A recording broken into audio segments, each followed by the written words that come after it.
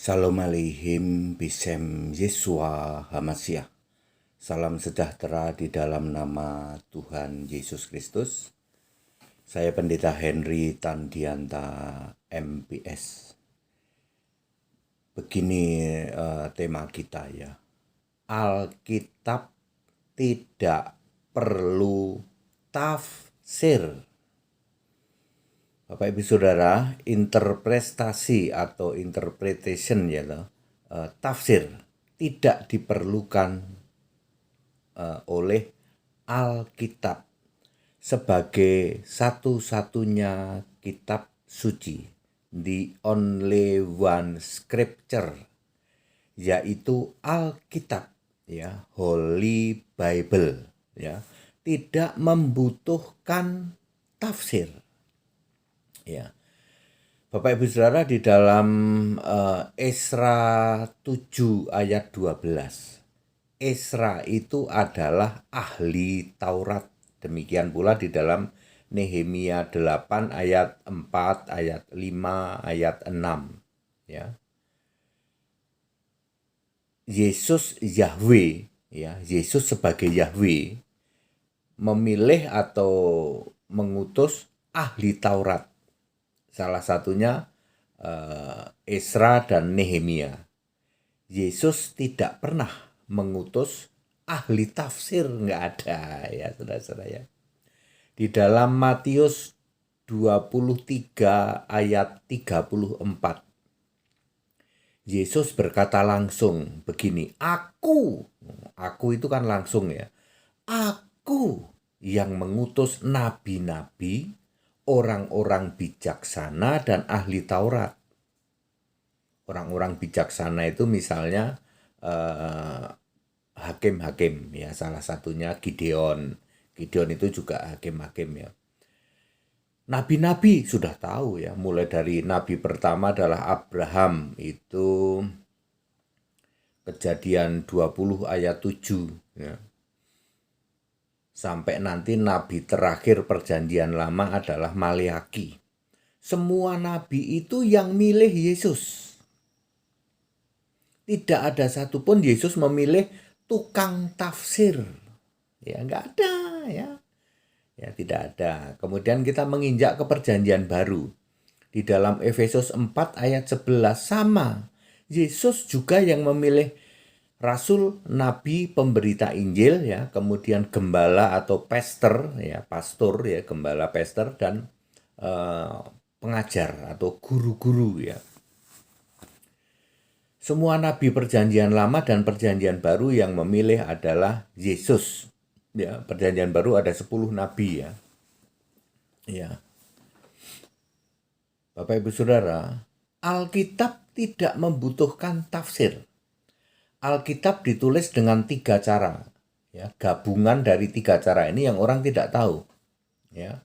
Gabungan 3 cara yaitu 1, ilham Allah di dalam 2 Timotius 3 ayat 16.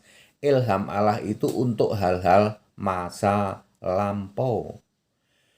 Lalu yang kedua adalah wahyu, apa yang dilihat oleh penulis, ya, di dalam Lukas 1 ayat 1 dan 2, kemudian Wahyu 1 ayat 1 dan 2.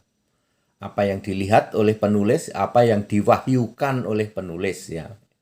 Yang oleh Allah kepada penulis maksudnya. Apa yang dilihat oleh penulis, apa yang diwahyukan Allah kepada penulis. Kemudian yang ketiga adalah dikuasai roh. Di dalam Wahyu 2 ayat 4, Wahyu 2 ayat 4, Wahyu 1 ayat 10. Dengan gabungan 3 cara itulah Alkitab, kitab suci ditulis. Maka kitab suci itu seluruhnya adalah firman Allah. Ya. Tadi apa? Ilham, diilhamkan oleh Allah, kemudian diwahyukan atau apa yang dilihat oleh penulis, kemudian dikuasai oleh roh ya. Jadi sejak Kejadian 1 ayat 1 sampai Wahyu 22 ayat 21 itulah firman Allah. Semua datangnya dari Allah dan semuanya menulis tentang aku, kata Yesus di dalam Lukas 24 ayat 44. Sehingga saudara-saudara, Alkitab itu tidak membutuhkan tafsir. Ya. Jadi Yesus membuka pikiran mengerti kitab suci. Lukas 24 ayat 45. Ini sama dengan 2 Korintus 3 ayat 14. Yesus yang membuka selubung pikiran seseorang sehingga tidak tumpul pikirannya. Jadi Bapak Ibu Saudara, tidak diperlukan tafsir untuk Alkitab, sebab Alkitab itu kitab suci. Satu-satunya kitab suci di jagat raya ini ya cuman Alkitab ya. Datangnya karena gabungan 3 cara, yaitu ilham Allah, kemudian wahyu dan apa yang dilihat oleh penulis, kemudian dikuasai oleh roh. Ya, seperti itu. Mari kita lihat kenyataannya. Kenyataannya gereja-gereja adalah raja tafsir yang disebut sebagai kitab-kitab tambahan, kitab-kitab suplemen. 66 kitab tetap dia ambil, ada suplemen ya. Makanya tambahan ya. Penyembah patung ada suplemen penyembah patung ya. Jadi Anda tidak akan bisa ya, tidak akan bisa untuk melawan mereka. Lah mereka punya dasar kok. Kenapa patung gondrong yang saya kasih nama Yesus itu? Kenapa patung gondrong itu disembah-sembah? Kenapa? Ada dalilnya. Dalilnya apa? Suplemen. Makanya romonya romo suplemen. Ya, gereja citra atau citra gereja yang muncul itu adalah gereja suplemennya, bukan gereja yang Alkitab, bukan.